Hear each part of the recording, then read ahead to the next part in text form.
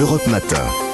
Dimitri Pavlenko. L'innovation sur Europe 1. Bonjour Anissa Mbida. Bonjour Dimitri, bonjour à tous. Je vous ai vu tendre l'oreille. Il y avait IA là-dedans. Oui, il y avait Europe Technologie, il y avait beaucoup de startups dans le Nord, énormément. Alors vous nous parlez ce matin de la voiture électrique. On a souvent peur de la panne, de se retrouver en rate de batterie.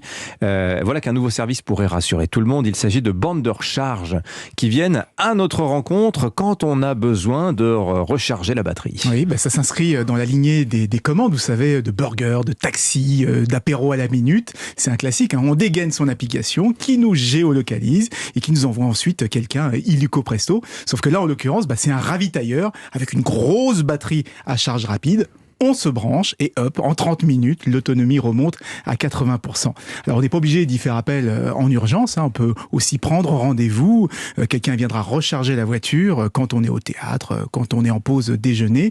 Et c'est un service qui est proposé par la start-up eGap. Jusqu'ici, elle officiait en Italie, en Espagne et en Allemagne. Et désormais, elle arrive en France, à Paris, Bordeaux et Marseille. Super pratique comme service, mais combien ça coûte ? Ah, beaucoup plus cher que charger soi-même. On est à 30 € les 30 kWh, donc grosso modo le prix des superchargeurs très chers qu'on trouve sur les autoroutes.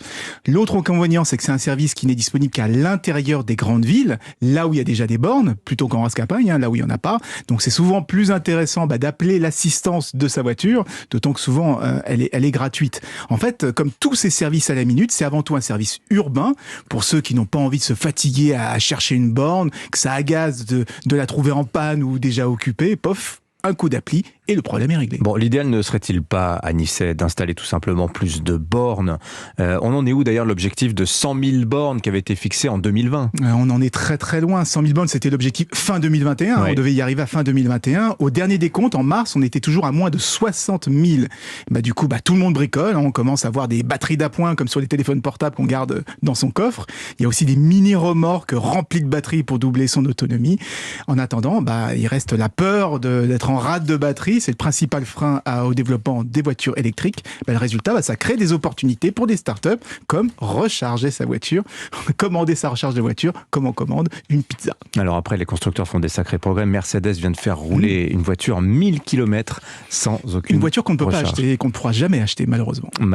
Ça c'est la mauvaise nouvelle. Merci à vous Anissa, 6h53. Europe Matin.